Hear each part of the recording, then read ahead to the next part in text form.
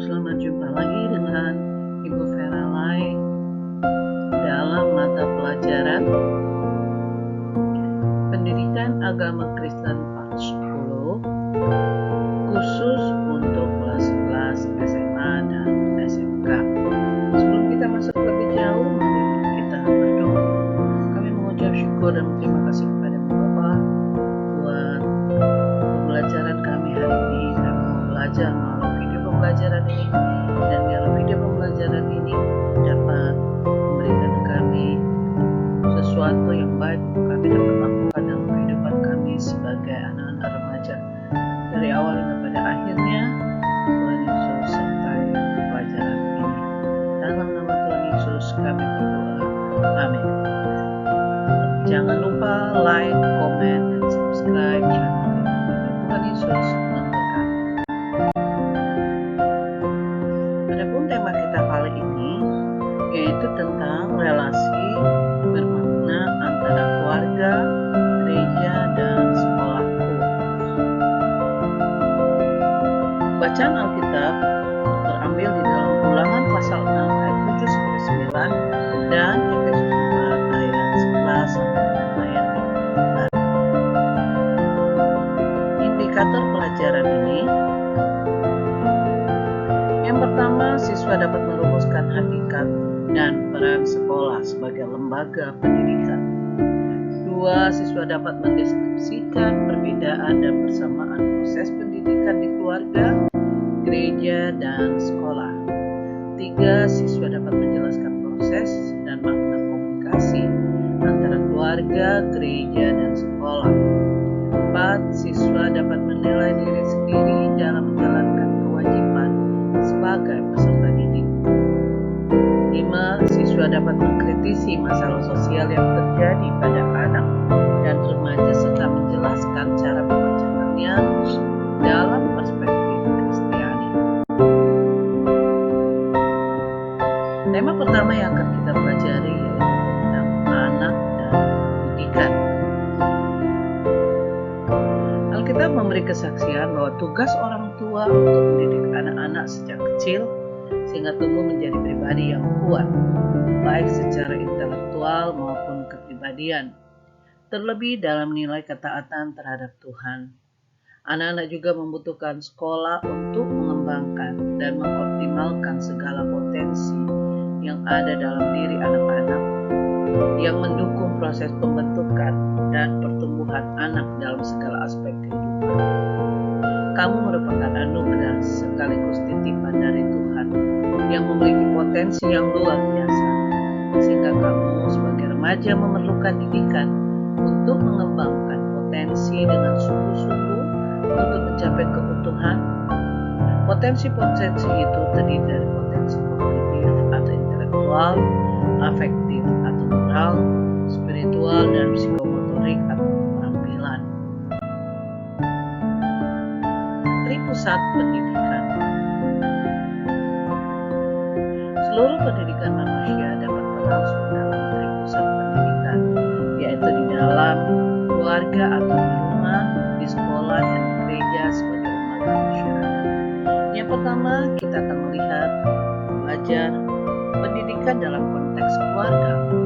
Dalam konteks ini, kamu berinteraksi dengan orang tua dan anggota keluarga yang lain, sehingga memperoleh pendidikan informal, terutama proses sosialisasi dan edukasi berupa pembiasan atau habit formation.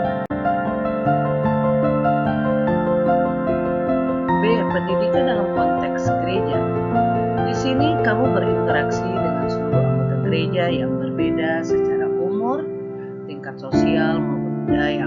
Kamu memperoleh pendidikan non-formal atau pendidikan di luar sekolah yang berupa berbagai pengalaman hidup. Agar gereja dapat melakukan eksistensinya, maka seharusnya generasi muda atau anak remaja dan pemuda perlu mendapat warisan atau penerusan baik nilai-nilai, sikap, pengetahuan, keterampilan, dan bentuk kelakuan lainnya sesuai dengan dasar-dasar Kristiani. Oleh karena itu, kamu perlu terlibat dan menjadi aktivis gereja agar dapat mengembangkan kepribadian kamu dengan sehat secara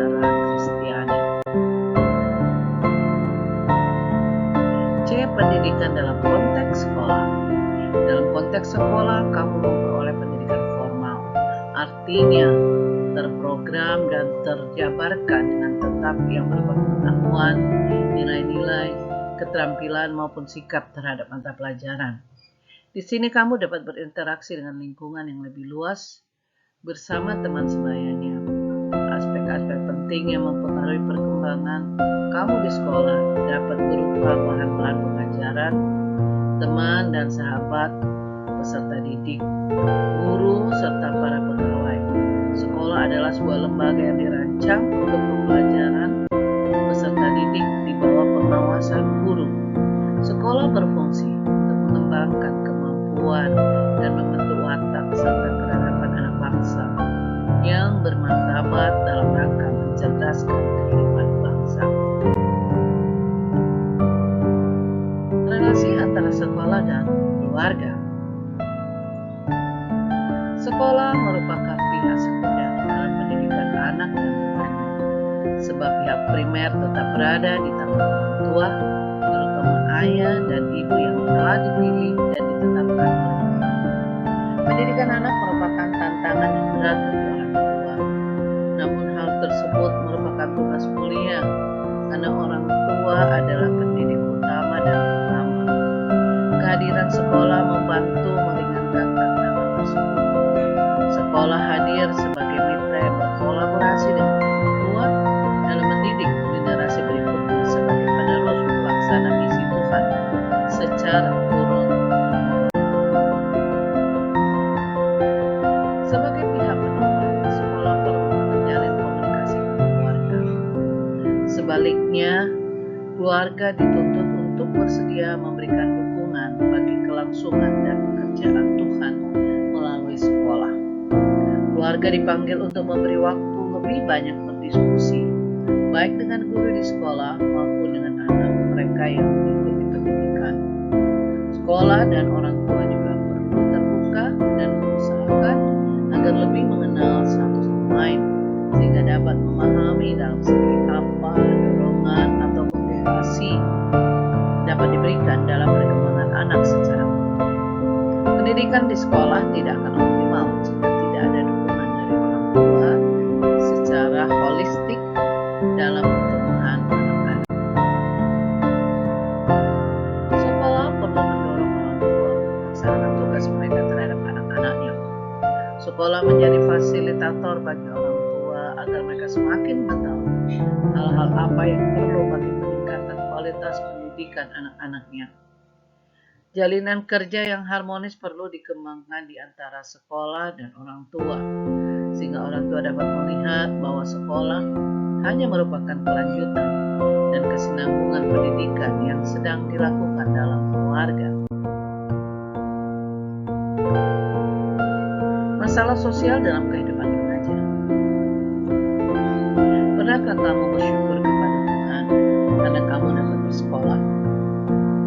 Pernahkah kamu bersyukur karena kamu tidak terjerumus dalam kehidupan narkoba, seks bebas, maupun tindakan kriminal remaja?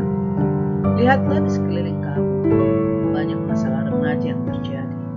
Misalnya meningkatnya tawuran antar sekolah, kenakalan remaja, kriminalitas remaja, hamil di luar nikah dan pernikahan dini, pemakaian obat terlarang, serta masih banyak lagi. Meskipun demikian, sesungguhnya banyak kesempatan yang dapat dilakukan remaja untuk mengembangkan nilai-nilai Kristiani yang bertujuan untuk pengembangan diri, untuk sekolah dan untuk gerejanya. Berkaitan dengan masalah tersebut, rupanya perlu ada kerjasama untuk mencapai tujuan bersama antara keluarga, sekolah dan gereja untuk mengembangkan nilai-nilai Kristiani yang dalamnya dapat secara langsung dirasakan oleh lingkungan. Misalnya menciptakan lingkungan yang lebih adil, lebih manusiawi, dan mengembangkan kesetaraan dalam perspektif Kristiani. Tugas siswa. Masing-masing siswa mempunyai tugas untuk melakukan penelitian terhadap satu masalah sosial yang berkaitan dengan kehidupan remaja Misalnya, kalian bisa memilih tawuran antar sekolah kah, ambil di luar nikah kah, atau menikah dini, penggunaan narkoba dan obat terlarang, penggunaan miras, serta kriminalitas remaja lainnya. Buatlah dalam bentuk makalah minimal 5 halaman. Terima kasih sudah mengikuti pembelajaran kali ini. Kiranya pelajaran ini dapat memberikan manfaat yang terbaik buat kalian dalam mengikuti pendidikan dan menjadi anak-anak yang takut akan Tuhan dalam pergaulan masa kini. Tuhan Yesus memberkati. Mari kita berdoa. Terima kasih Tuhan buat kesempatan kami belajar pada pagi ini melalui video pembelajaran. Biar video pembelajaran ini dapat menjadi berkat bagi banyak orang. Dalam nama Tuhan Yesus kami berdoa. Amin. Tuhan Yesus memberkati.